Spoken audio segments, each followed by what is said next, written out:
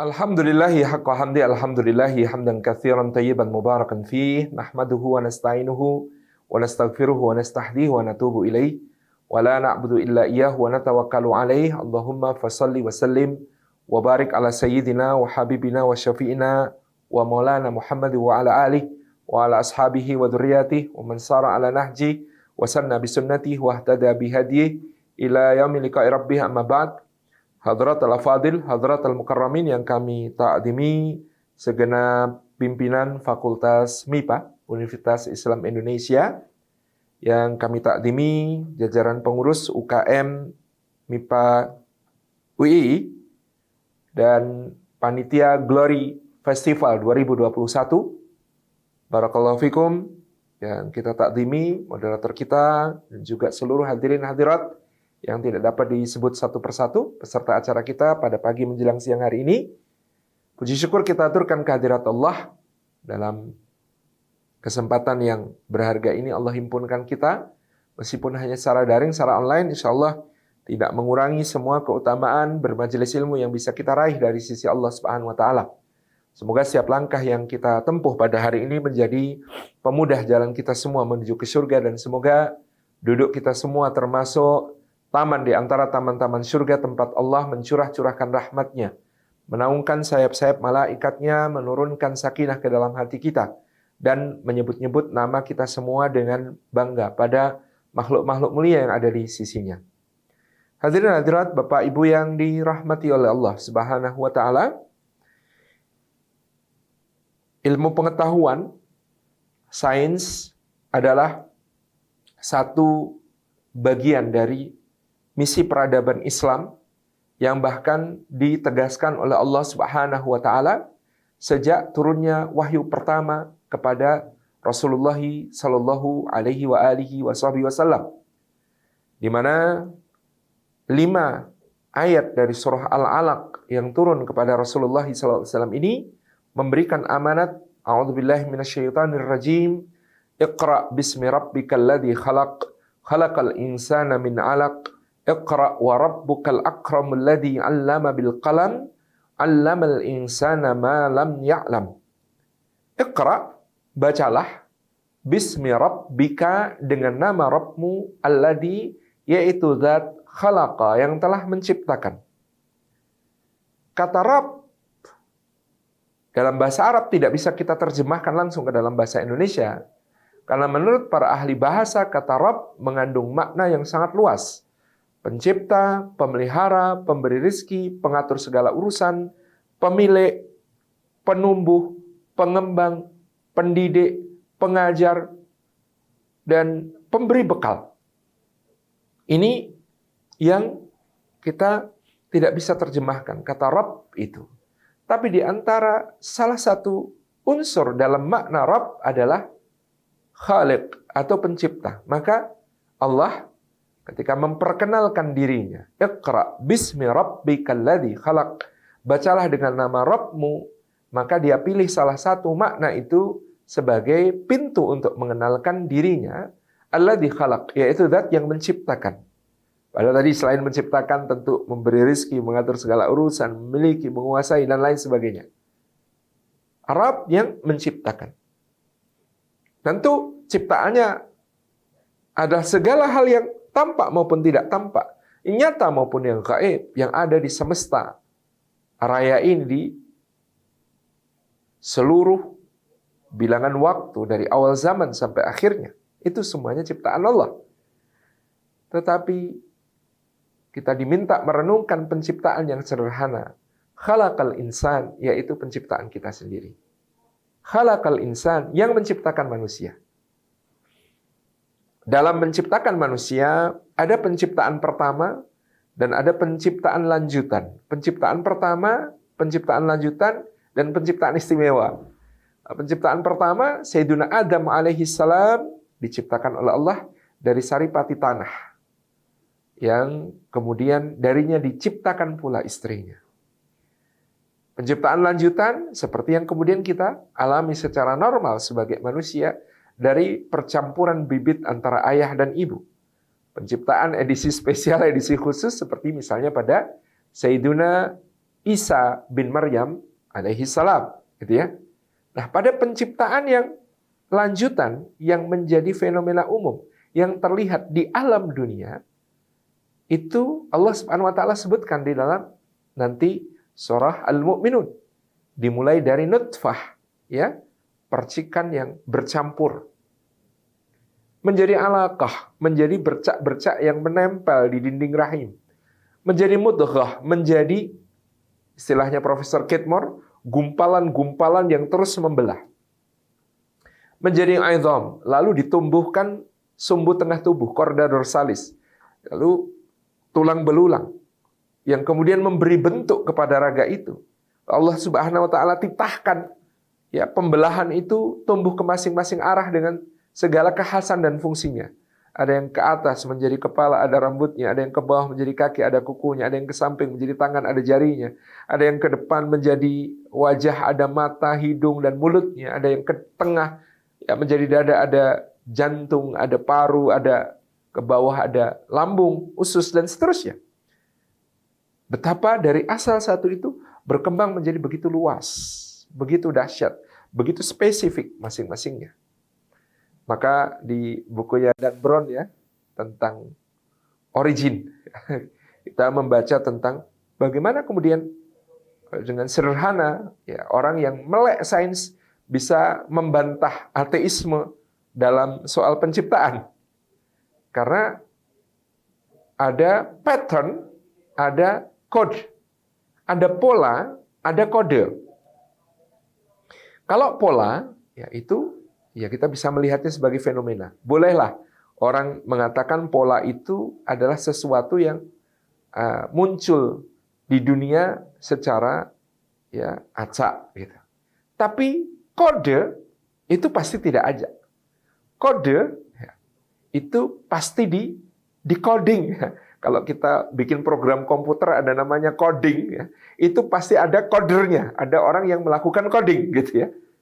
Nah, yang aneh dari makhluk hidup itu, dari sel yang satu, itu dia membentuk sebuah individu yang summa angsya'nahu khalqan akhar, ya. Setelah tadi dari tulang belulang kemudian dibentuk dengan daging yang menyelimutinya, itu summa angsya'nahu khalqan akhar, betul-betul dia menjadi satu individu baru yang sangat berbeda dengan asal penciptaannya. Dan itu semua, ya, ditentukan oleh apa yang disebut sebagai DNA. Dan DNA itu bukan pola, tapi kode. Kalau kode, ya, DNA itu adalah kode, maka pasti ada yang melakukan coding. Itu mudah sekali, ya, kata apa namanya, tokoh utama di dalam ya, novel origin karya Dan Brown, ya, yaitu Robert Langdon, ya. Itu coding itu pasti ada yang melakukan. Tidak mungkin kode itu muncul dengan sendirinya. Pola boleh Anda mengatakan pola itu muncul dengan sendirinya, tapi kode Anda tidak bisa mengatakan kode muncul dengan sendirinya. Kode itu pasti ada yang melakukan coding, gitu ya. Dan itulah makhluk hidup adalah sekumpulan kode di dalam DNA-nya yang menentukan bentuk, fungsi, metabolisme, keberjalanannya, dan semua hal yang ada pada dirinya. Itu melalui sebuah kode. Dan kode itu mengalami coding. Coding itu ada codernya, ada yang melakukan coding. Ya, itu penciptaan manusia yang kemudian begitu rumitnya itu, oleh Allah diminta kita di awal risalah ini, di awal turunnya ayat Al-Quran ini, untuk memilih satu saja dari tahapan-tahapan yang luar biasa itu. Khalaqal insana min alaq, yang menciptakan manusia min alaq, dari kondisi alaq tadi, dari kondisi bercak-bercak yang menempel di dinding rahim. Karena menurut Profesor Kitmore, seorang embriolog yang terkenal karena dia menyatakan siapa yang memberitahu Muhammad SAW tentang tahapan penciptaan yang disebut sebagai nutfah, alaqah, mudghah, ya, kemudian aidham, kemudian laham dan lain sebagainya ini. Ya. Padahal itu ada 14 abad lalu, kata Profesor Kitmore. Nah, Profesor Kitmore mengatakan, ya, bagaimana kemudian fase alaq atau fase alaqah ini, fase kritis, apakah akan terbentuk, ya, ya, kehidupan selanjutnya atau tidak? Karena menempel di dinding rahim itu menjadi titik kritis. Apakah akan berkembang menjadi janin ataukah tidak. Itu ya. Itu yang kemudian disebut fasa alaq atau fasa alaqah. Khalaqal insana min alaq, dan Allah memilih sini fase kritis itu untuk menjadi renungan kita. Apakah akan tercipta ataukah tidak? Khalaqal insana min alaq. Perintah berikutnya, Iqra wa rabbukal akram. Bacalah dan kamu akan menemukan bahwa Rabbmu adalah zat yang maha dermawan, maha pemurah. Ini akan nyambung nanti dengan salah satu predikat yang ada di dalam Al-Quran yang digunakan oleh UII sebagai nama masjidnya. Indah sekali. Ulil albab. Karena ulil albab atau ulul albab yang ada dalam Al-Quran adalah salah satu puncak pencapaian seorang manusia dalam bagaimana dia mengelola ya, pikiran dan hatinya. Ya, mengelola pikiran dan hatinya menjadi ulil albab. Menjadi orang yang memiliki kedalaman pemahaman, kedalaman perenungan, kedalaman ya yang sangat indah. Ulil albab itu alladzina yadhkuruna Allaha qiyaman wa qu'udan wa 'ala junubihim wa yatafakkaruna fi khalqis samawati wal ard rabbana ma khalaqta hadza batila subhanaka faqina adzabannar. Iqra wa rabbukal akram. Kalau semua dibaca dengan nama Allah yang telah menciptakan, maka hasilnya adalah Rabbana ma khalaqta hadza batila subhanaka faqina adzabannar. Duhai Rabb kami, tidaklah Engkau ciptakan ini semua dengan sia-sia. Jadi, kalau kita membaca dengan asma Allah yang telah menciptakan, maka pasti kita membaca apapun, melakukan riset apapun, pengamatan apapun, observasi apapun, sampai kemudian pada eksperimen-eksperimen apapun, kesimpulannya pasti Rabbana ma khalaqta hadza batila. Duhai Rabb kami, tidaklah Engkau ciptakan ini semua dengan sia-sia. Pasti ada hikmahnya, pasti ada manfaatnya, pasti ada ibrahnya. Riset seorang mukmin pasti pada kesimpulan Rabbana ma khalaqta hadza batila. Ini enggak ada yang sia-sia yang diciptakan Allah. Artinya dia berorientasi manfaat, dia berorientasi hikmah, dia berorientasi untuk menghadirkan satu kebaikan, kemaslahatan dengan apa yang ditelitinya itu. Rabbana ma khalaqta hadza batila. Subhanaka, maha suci Engkau. Maha suci Engkau. Artinya ciptaanmu pastilah tidak mendatangkan madarat. Ciptaanmu pastilah tidak mendatangkan bahaya. Ciptaanmu pastilah tidak mendatangkan malapetaka. Ciptaanmu pastilah tidak merugikan, menyakiti, apalagi menzalimi manusia. Kalau sampai terjadi ada kesengsaraan, penderitaan, kenestapaan pada manusia karena apa yang ada di semesta ini, Subhanaka, maha suci Engkau. Itu pasti karena ulahnya manusia. Itu pasti karena manusia-manusia yang kemudian menggunakannya tidak sesuai dengan apa yang Engkau arahkan. Tidak sesuai dengan petunjukmu. Tidak sesuai dengan arahanmu, ya Allah. Subhanaka. Jadi, risetnya orang mukmin itu, Iqra bismi rabbikal ladzi khalaq, membaca dengan nama Allah yang telah menciptakan, maka dia berorientasi manfaat dan maslahat, Rabbana ma khalaqta hadza batila, maka dia ya mencegah terjadinya kemadaratan, bahaya, ya, subhanaka. Faqina adzabannar, dengan tujuan tertingginya seorang mukmin menjadikannya sebagai ibadah. Riset-risetnya itu ibadah, gitu ya. Penelitiannya itu ibadah, pengamatannya itu ibadah, ilmu pengetahuan yang dikajinya itu ibadah, supaya dia bukan cuma memberi manfaat di dunia, tapi selamat di akhirat. Karena dia menghasilkan ilmu yang bermanfaat. Ilmu yang bermanfaat itu adalah salah satu pahala yang tidak pernah putus, bahkan setelah kematian. Idza mata banu Adam, inqata amalahu ila min thalath. Shadaqatin jariyatin, aw ilmin yuntafa'u bihi, aw waladin salihin yad'u lah. Itu kan. Jadi kalau anak Adam wafat, maka terputus segala amalnya kecuali 3. Sedekah jariyah, ilmu yang bermanfaat, anak saleh yang mendoakan orang tuanya. Jadi, Iqra bismi rabbikal ladzi khalaq, bacalah dengan nama Rabb yang telah mencipta, maka kesimpulannya pasti Rabbana ma khalaqta hadza batila. Ini harus diorientasikan manfaat dan maslahat sebesar-besarnya. Subhanaka. Ini harus dibentengi, dicegah dari terjadinya ya penyelewengan, penyimpangan. Ya istilah jangan sampai ini jatuh ke tangan pendekar berwatak jahat kan itu. Ya. Dan waqina adzabannar. Ada orientasi pribadi supaya kemudian kita dengan ilmu yang bermanfaat itu meraih manfaat dan maslahat dunia dan akhirat di sisi Allah Subhanahu wa taala. Nah, Iqra wa rabbukal akram. Kita diperintahkan untuk membaca dan ketika kita membaca pasti kita akan menemukan bahwa Allah begitu Maha Pemurah. Alladzi 'allama bil qalam. Di mana letak Maha Pemurahnya Allah? Apakah memberi harta? Apakah memberi rumah? Apakah memberi jabatan? Apakah memberi kekayaan? Apakah memberi kekuasaan? Bukan. Akramnya Allah. Ketika Allah menyifati dirinya sebagai zat yang maha pemurah. Sebagai zat yang paling dermawan. Maka ternyata kedermawanan Allah Subhanahu wa taala adalah ilmu. Alladzi 'allama bil qalam, yaitu Allah yang mengajar dengan perantaraan pena, literasi, melek huruf, membaca, menulis menjadi wasilah. Sejak dahulu berkembangnya ilmu pengetahuan.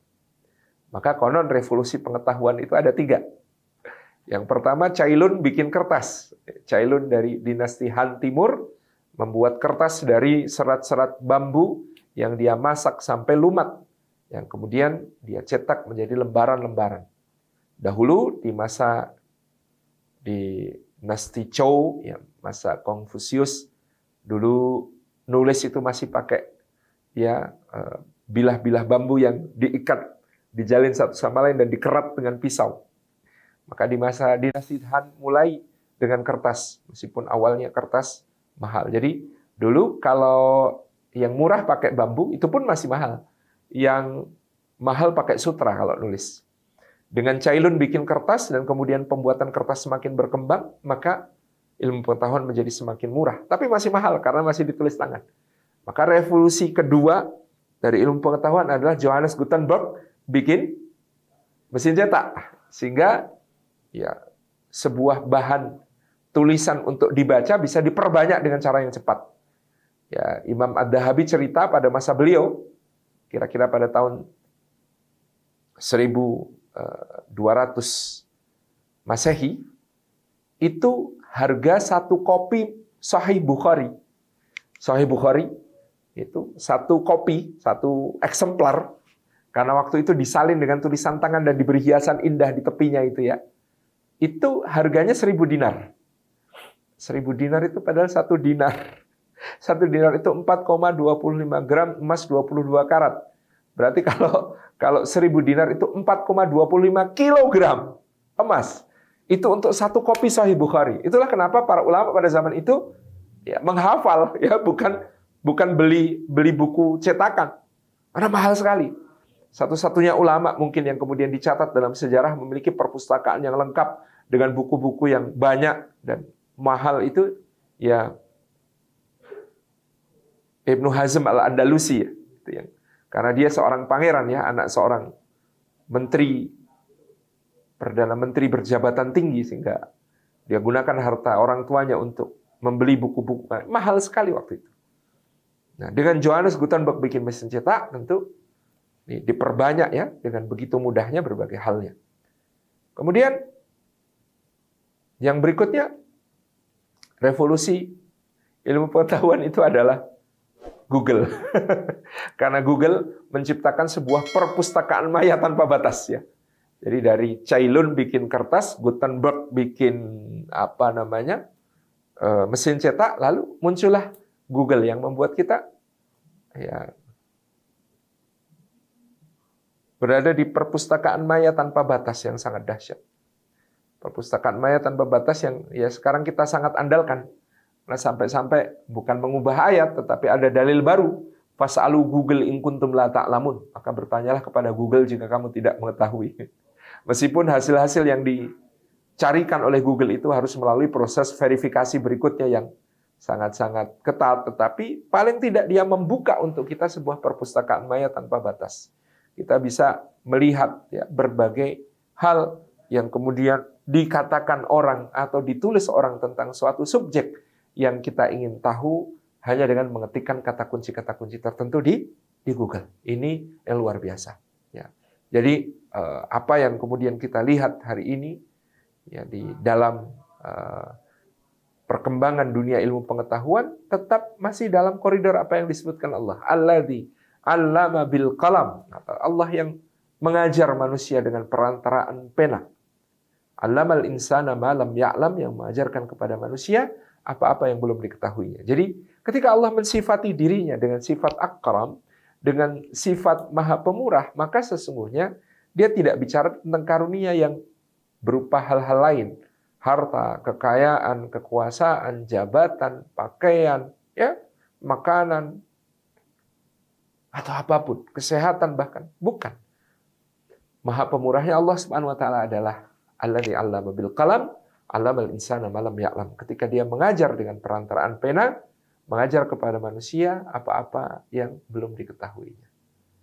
Jadi, Bapak dan Ibu, rekan-rekan semua yang disayang oleh Allah Subhanahu wa taala, dari sini kita tahu ya, ilmu pengetahuan adalah sebuah amanah bagi orang-orang beriman untuk Rabbana ma khalaqta batila, Rabbana ma khalaqta hadza batila, untuk kita cari sisi maslahat sebesar-besarnya bagi manusia, bagi hewan, bagi tumbuhan, bagi alam. Rabbana ma khalaqta hadza batila. Subhanaka, untuk kita benteng sedapat mungkin dari peluang-peluang, potensi-potensinya untuk memberi kerusakan, memberi kehancuran, memberi kemadharatan bagi kehidupan di bumi. Dan faqina adzabannar. Dan menjadi jalan kita untuk beribadah. Jalan kita untuk mendapatkan pahala besar di sisi Allah. Dimasukkan ke dalam surga, dijaga dari api neraka. Ini framework kita di sini. Framework kita sebagai seorang mukmin terkait ilmu pengetahuan adalah membacanya dengan asma Allah yang telah menciptakan, memahaminya sebagai karunia Allah yang sangat besar, karena dia adalah zat yang maha pemurah, dan kepemurahannya ditunjukkan dengan mengajari kita ilmu, lalu menjadikannya wasilah agar tercapai manfaat, Rabbana ma khalaqta hadza batila, agar tercegah madarat, subhanaka, agar menjadi jalan kita untuk beribadah kepada Allah. Faqina adzabannar. Nah, menarik di dalam perkara ini ada satu ungkapan ya, bahwa dari Malik bin Nabi rahimahullah taala. Ketika ilmu pengetahuan melayani iman, maka peradaban akan menanjak. Ketika ilmu pengetahuan hanya untuk ilmu pengetahuan itu sendiri, maka peradaban akan stagnan.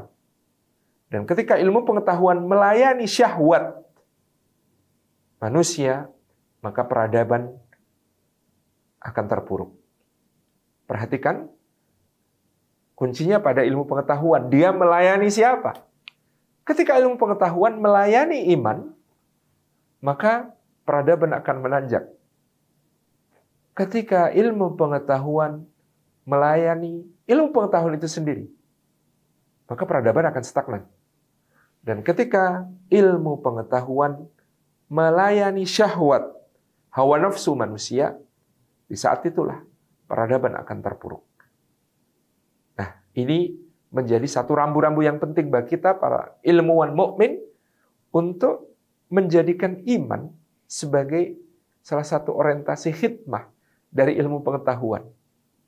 Kenapa di awal masa peradaban Islam itu berkembang dengan begitu pesatnya? Tentu diantaranya adalah karena melayani iman. Ketika Rasulullah SAW mensunahkan untuk kita berwewangian, mensunahkan untuk kita memakai haruman yang beliau tekankan ketika menghadap Allah, beliau tekankan ketika menemui keluarga, beliau tekankan untuk salat, beliau tekankan untuk tampil rapi, wangi sebagai penghormatan kepada sesama. Maka bermula dari pewangian, tumbuh kemudian ilmu kimia, tumbuh kemudian Bagaimana Jabir Ibnu Hayyan menulis Kitabul Hawi, Bismillahirrahmanirrahim. Kitab Al-Hawi yang dimulai dengan nama Allah yang Maha Pengasih lagi Maha Penyayang. Ilmu pengetahuan melayani iman.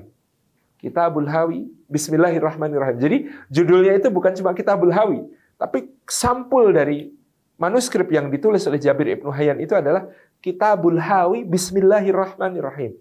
Ya, kitab yang mencakup banyak pengetahuan dengan nama Allah yang Maha Pengasih lagi Maha Penyayang. Ilmu melayani iman.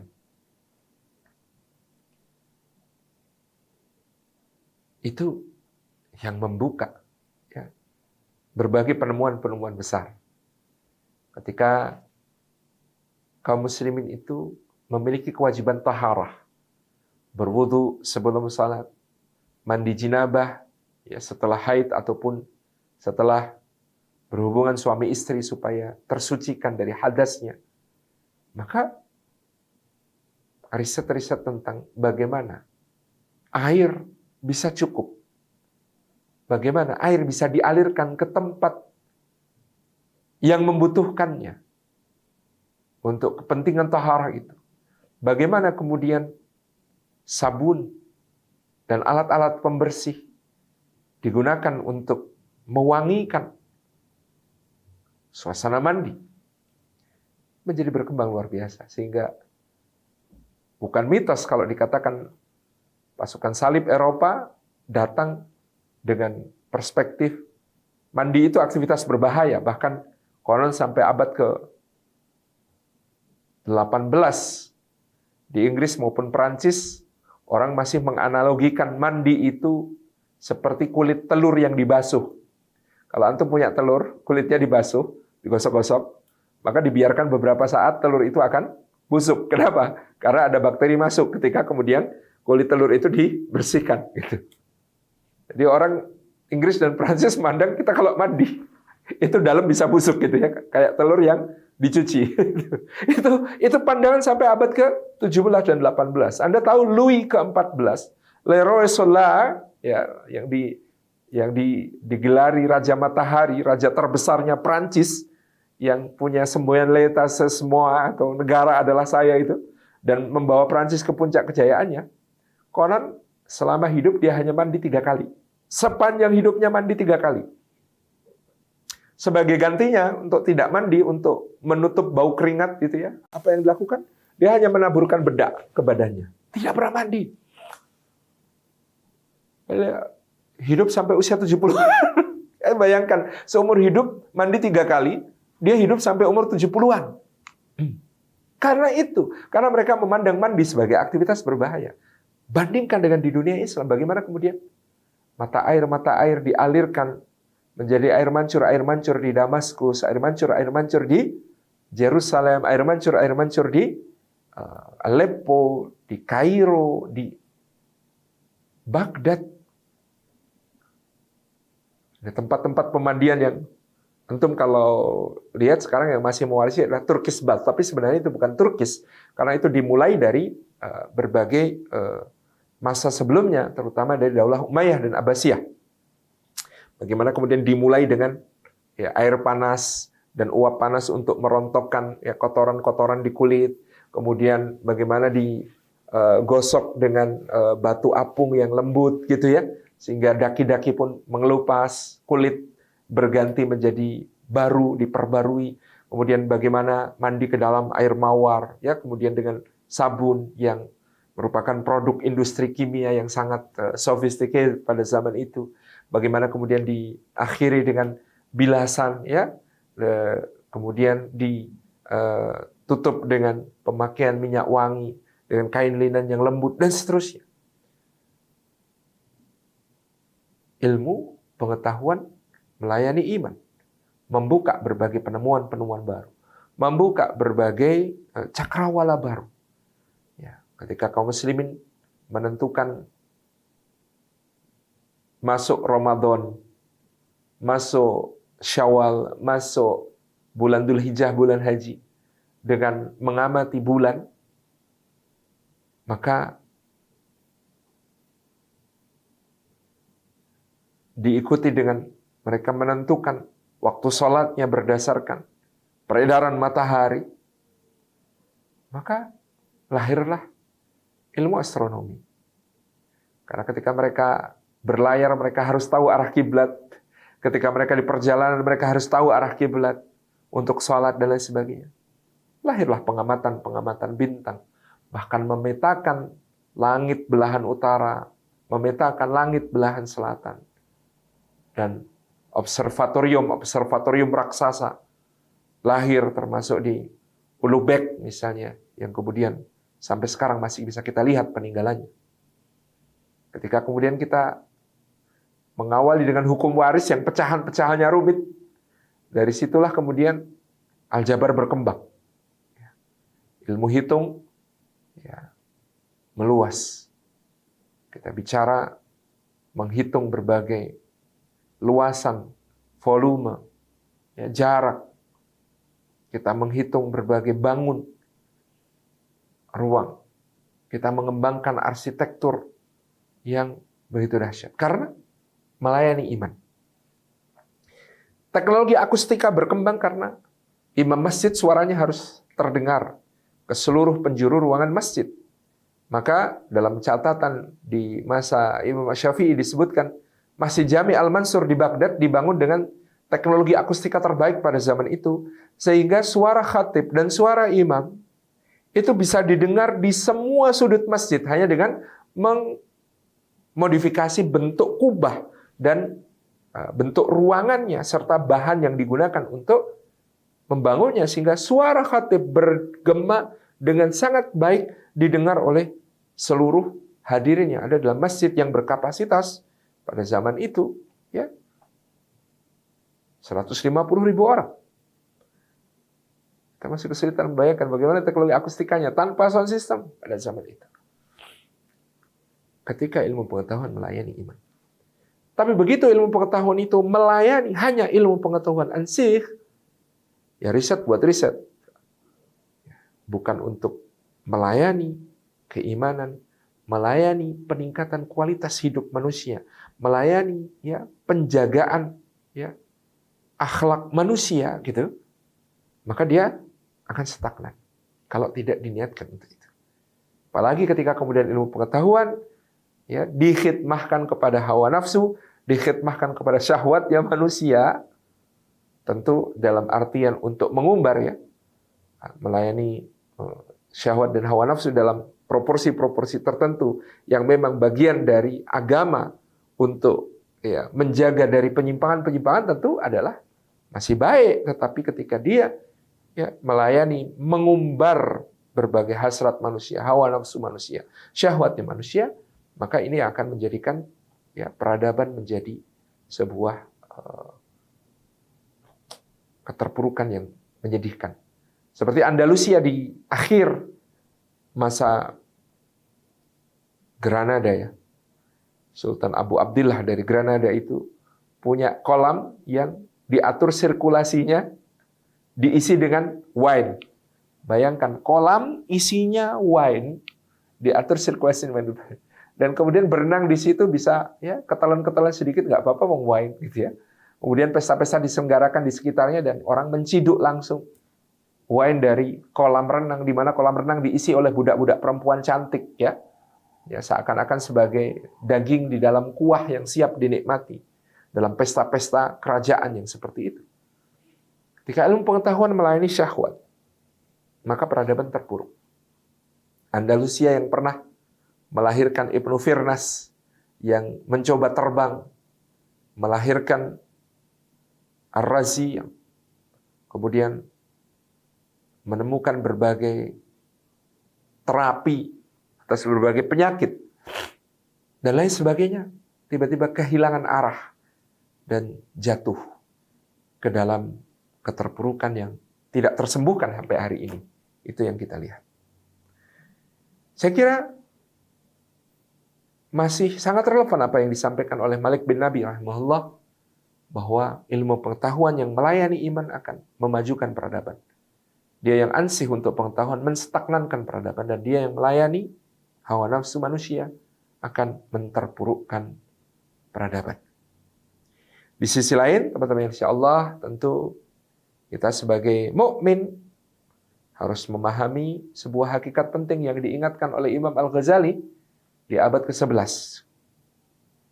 Al-Ghazali menulis Ihya Ulumuddin, menghidupkan ilmu agama. Apa yang beliau maksud dengan ilmu-ilmu agama?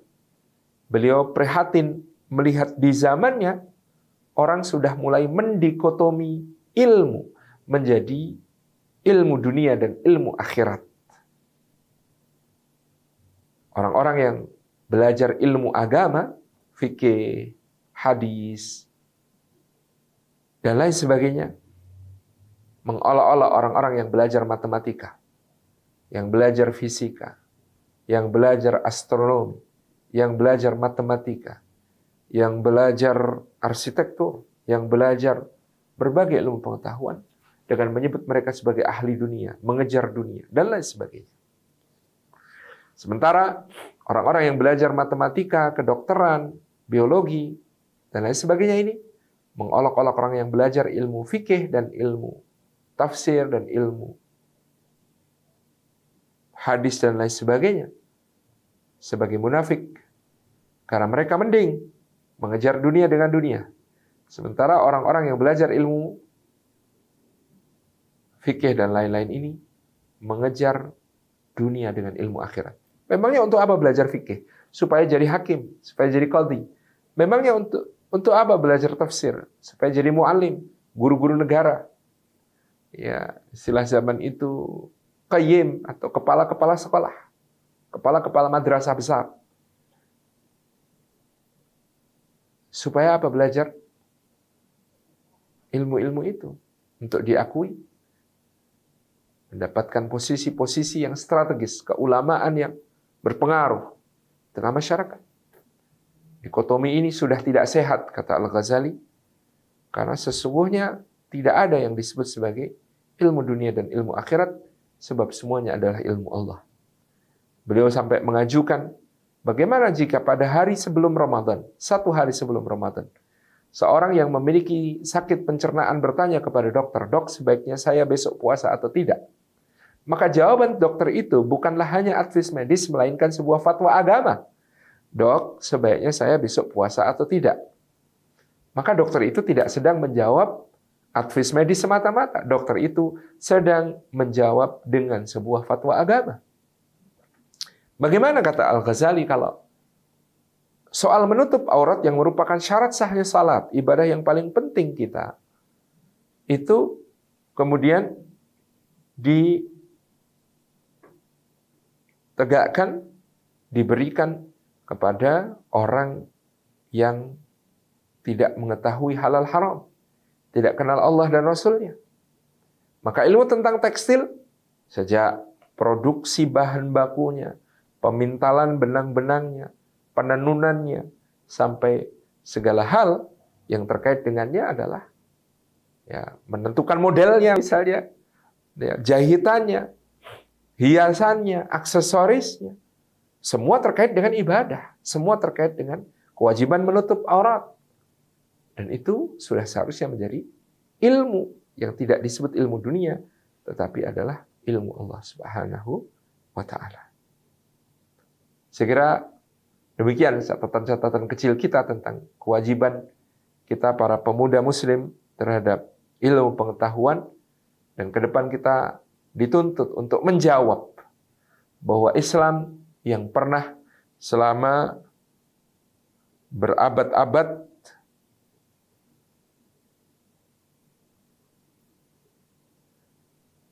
ya menjadi pelita dunia. Ketika Eropa di zaman kegelapan, justru Andalusia bersinar dengan para ilmuwan yang memimpin peradaban. Ketika Perancis, kota Paris belum disebut kota cahaya, tapi masih gelap gulita, maka Baghdad gemerlapan. Maka bagaimana umat yang pernah memberikan cahaya kepada dunia terkait bagaimana berilmu dan menggunakan ilmu pengetahuan dengan maslahat yang setinggi-tingginya, dengan madarat yang seminimal-minimalnya, dan dengan niat ibadah yang setinggi-tingginya mendapatkan surga Allah. Bagaimana umat yang seperti ini kembali memainkan peran itu di masa yang akan datang. Semua ada di pundak kita, generasi muda muslim yang insya Allah mudah-mudahan menjadi ilmuwan-ilmuwan sebagaimana para pendahulu kita telah memberikan sumbangsih bagi peradaban. Assalamualaikum warahmatullahi wabarakatuh.